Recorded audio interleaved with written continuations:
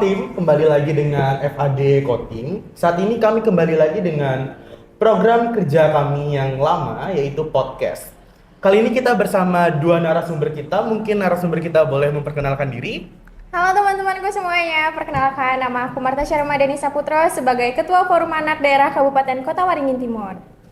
Halo semuanya, perkenalkan nama aku Elga Cahayanias dari Forum Anak Daerah Kabupaten Kota Waringin Timur. Di sini aku sebagai Ketua 2 Forum Anak Daerah Kabupaten Kota Waringin Timur.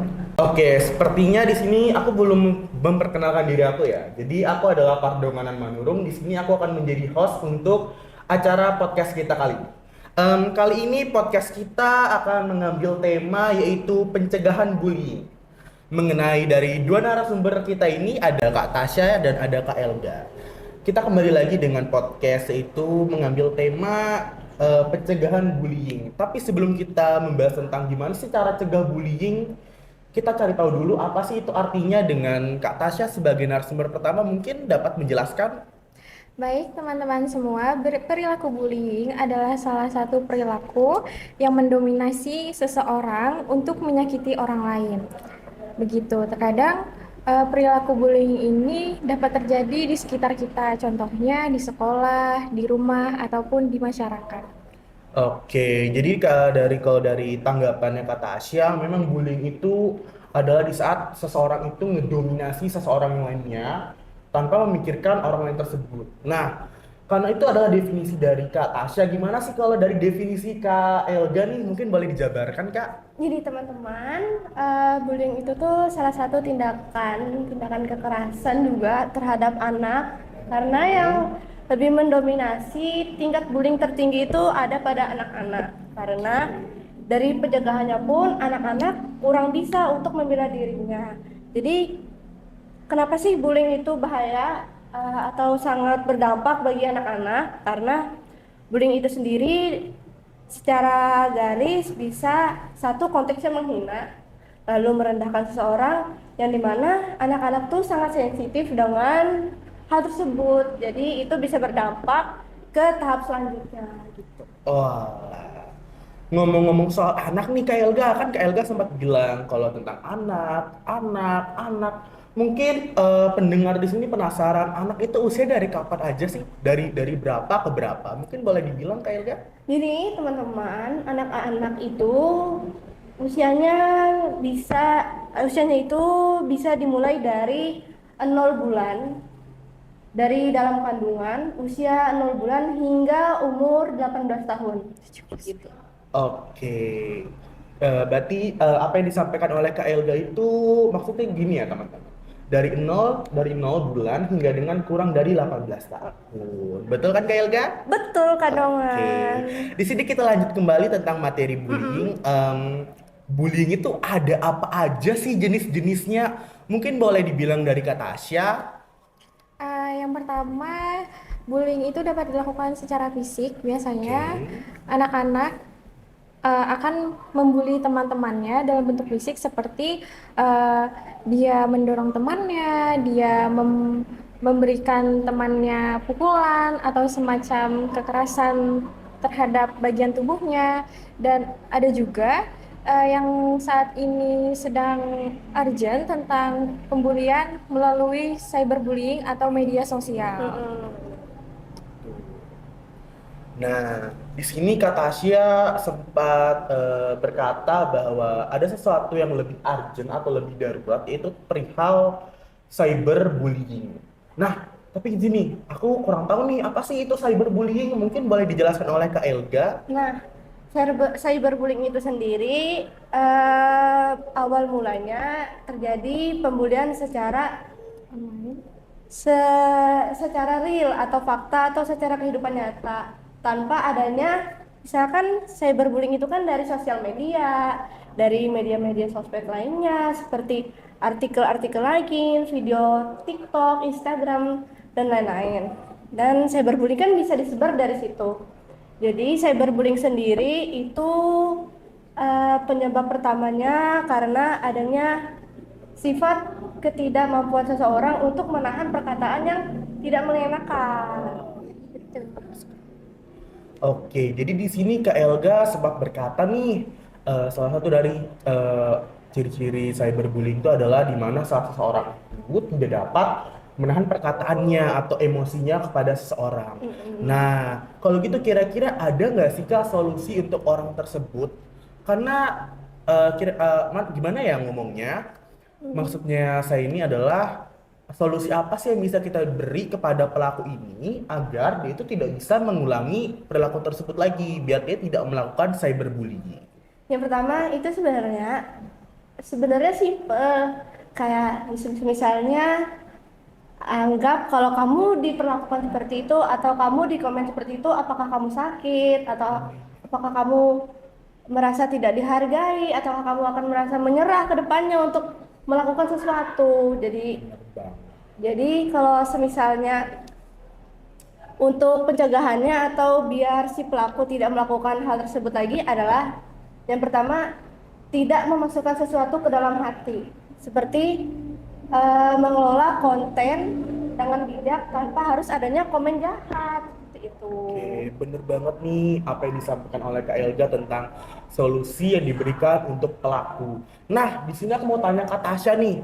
Tadi kan bahas solusi yang diberikan untuk pelaku. Sekarang solusi yang diberikan korban cyberbullying. Kira-kira bagaimanakah tanggapan yang benar nih untuk seorang korban saat dia tuh menerima cyberbullying itu harusnya tuh gimana? Mungkin boleh dijelaskan oleh Kak Tasya? Oke, jadi ada beberapa hal yang bisa kita lakukan di saat kita menjadi korban dari perilaku bullying, yaitu cyberbullying. Ada beberapa hal yang bisa dilakukan. Yang pertama, kita tidak, kalau yang lewat medsos nih ya, kita tidak membuka medsos selama beberapa hari untuk menjaga kesehatan mental kita, Benar gitu kan? Karena semakin kita melihat komentar-komentar yang tidak baik atau pesan-pesan yang tidak baik dikirimkan ke kita, itu akan membuat mental kita semakin down. Oleh sebab itu, dalam beberapa hari kita akan menenangkan diri dulu, kita akan menonaktifkan diri kita dari media sosial kita. Jadi bagi korban juga bisa melakukan introspeksi, mungkin dari perilakunya, dari segi omongannya, ada yang membuat seseorang sakit hati, jadi dia menerima komentar yang seperti itu, jadi bisa membuat dia introspeksi terlebih dahulu. Oke, ini bener banget nih apa yang dikatain Kak Elga nih tentang cara terbaik adalah untuk kita sebagai posisi sebagai korban untuk mengetahui gimana sih hal tanggapan yang paling benar itu adalah dengan introspeksi diri. Karena dengan introspeksi diri kita bisa melihat, oh ternyata salahku di sini nih dan salahnya di sini dan kita bisa kembali dengan diri kita ke versi yang lebih bagus. Oke, bahas tentang cyberbullying ini sudah beres kan kayaknya ya. Kita lanjut deh karena di sini kayaknya kakak sebagai ketua forum anak yang Betul, pertama, ini yang kedua ya. Iya. Oke.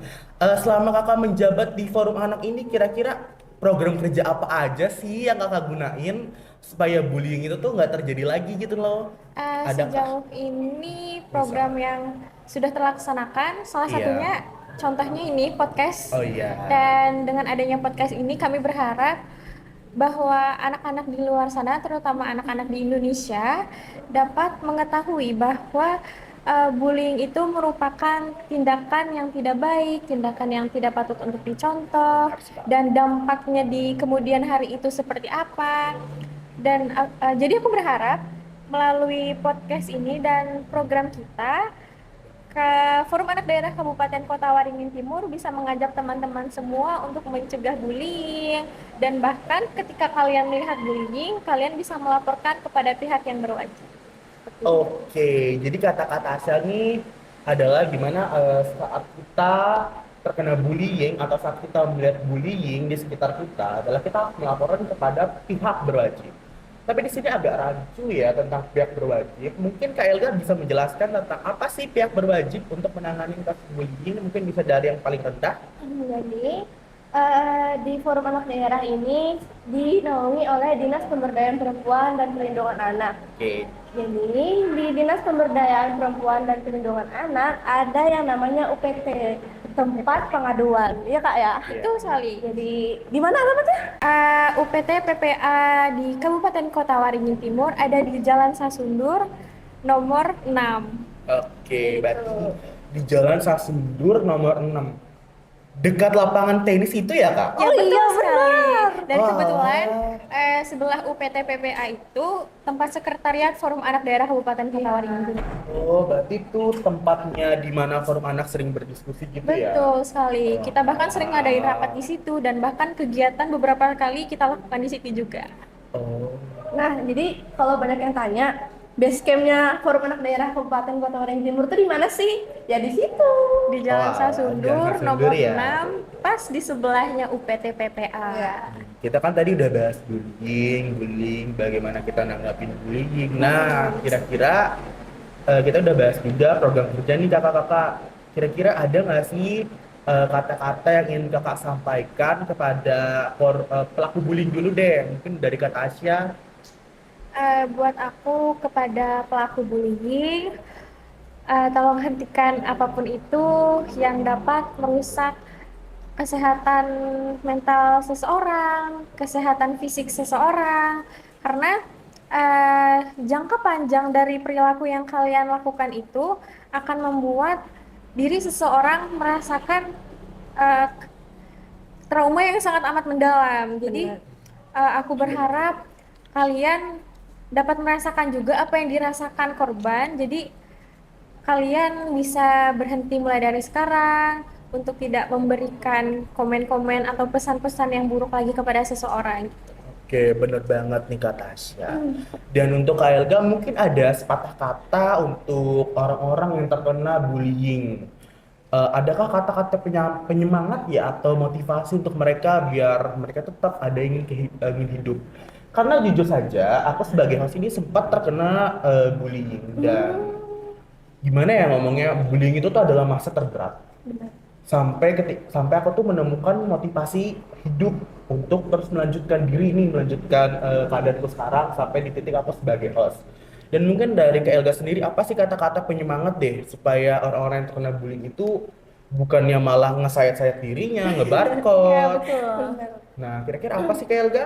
Jadi pesan aku buat teman-teman semua yang sedang dalam ujian yang dibully temennya atau yang sedang merasa tidak baik-baik saja, itu kalian jangan pikirkan kata-kata orang terhadap kita. Kita tuh harus terus melaju. Kalau kita stuck di perkataan orang tersebut, kita akan menjadi seperti orang yang mereka katakan. Oke. Jadi gini loh teman-teman, apa yang disampaikan oleh Kak Elga tuh maksudnya begini. Kalau kita tetap memikirkan apa sih yang orang sampaikan ke kita, hal itu tuh akan terjadi ke kita. Betul. Tapi justru nih kalau kita mikir, kalau kita terima afirmasi positif tentang bagaimana sih cara ngelakuin ini, Iya, itu, ingin menjadi pribadi yang lebih baik, introspeksi diri seperti apa yang kata Tasya, justru hal yang orang bilang tuh nggak akan terjadi di diri kita. Kita malah akan jadi kembali ke versi diri kita yang jauh lebih baik. Oke. Mungkin saya rasa cukup sekian ya untuk kakak-kakak ini, kakak-kakak cantik dari FAD. Oke, sampai jumpa kembali di podcast kami selanjutnya. Fartim, Kotim, mungkin dari kakaknya adakah jingle atau salam FAD? Mungkin boleh sampaikan. Boleh. Ya, siap. Siapa kita? Anak Indonesia. Anak Indonesia 100% cinta Indonesia. Fartim, kita anak, kita bisa. Fartim, luar biasa. Wih, keren banget nih teman-teman.